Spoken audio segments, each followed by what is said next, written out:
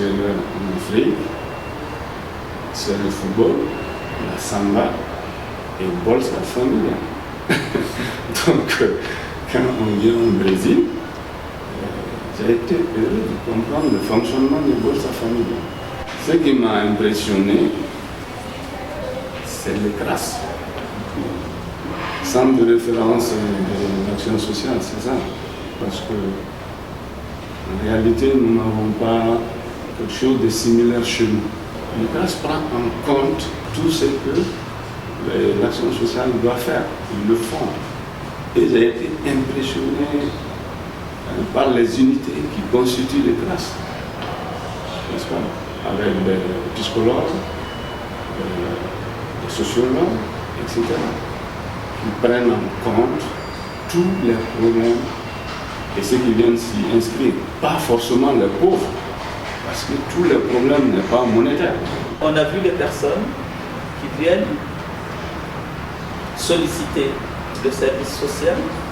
On a vu l'accueil, comment on prend le temps de les écouter, comment on traite leurs problèmes et comment ils font des activités collectives et tout. Et on a vu comment fonctionne le registre unique.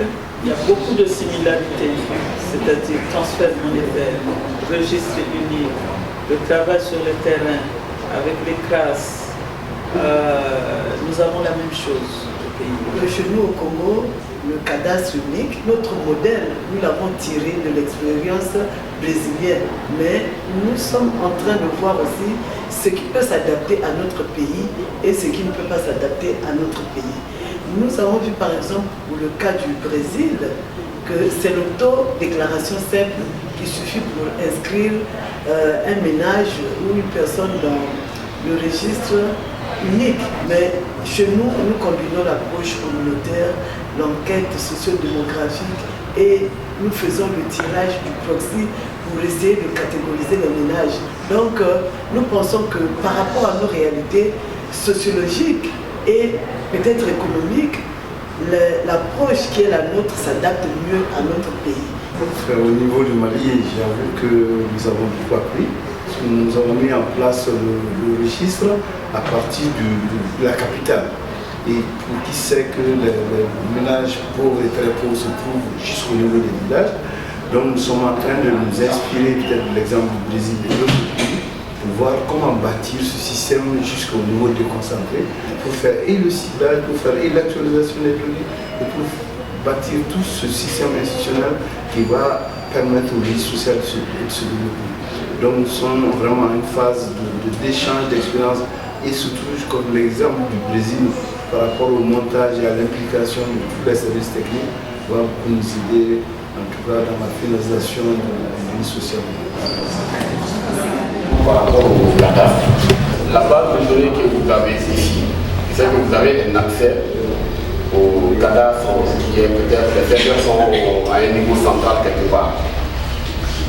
Et ici, est-ce que vous pouvez travailler sans Internet avec la base de données? Não é problema, porque nós não conseguimos olhar, consultar no cadastro uma solução. Se estivermos desesperados por informação, nós pegamos o MDS, o Ministério para pegar a informação. Nous ne voulons pas nous arrêter seulement au transfert monétaire. Nous allons faire ce que vous appelez ici inclusion productive. Nous appelons ça activité génératrice de revenus. Ce qui est important, c'est que ce que nous avons noté, c'est que l'inclusion productive a permis de formaliser le secteur informel. Parce que chez nous, le secteur informel est autour de 70%. On a vu aussi la ville qui a été une ville où les gens vivaient des ordures. On a vu comment cette ville s'est construite.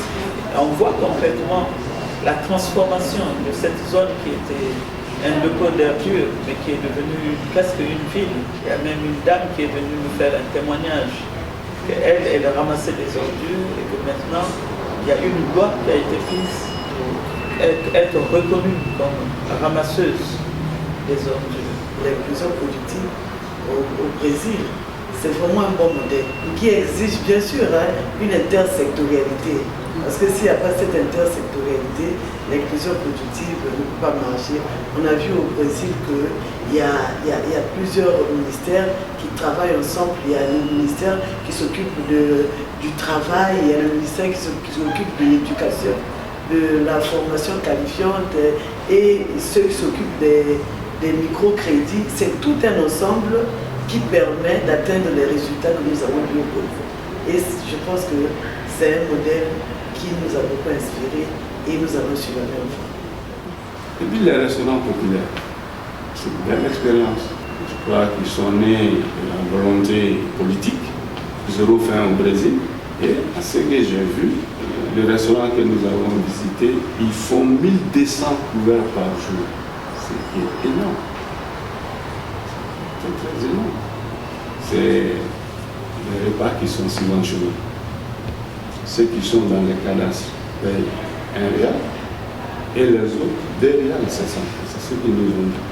On a poussé la réflexion jusqu'à aller qui anime ces restaurants, comment ces restaurants fonctionnent, comment c'est attribué, parce que vraiment il y a eu des appels d'offres. Vraiment, on nous a donné tous les détails aussi par rapport au coût d'un repas et qu'est-ce que ça peut coûter. Donc, vraiment, on a beaucoup appris ici.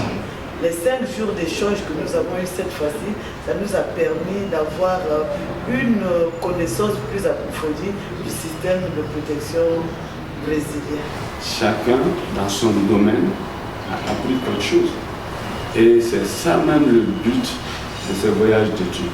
Parce qu'à notre retour au pays, nous allons partager chacun dans son domaine ce que nous avons appris ici, ce que nous avons vu, et prendre dans ça ce qui peut nous servir.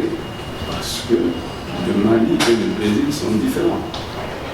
Donc, nous ne sommes pas venus pour aller dupliquer ce qu'on a vu ici.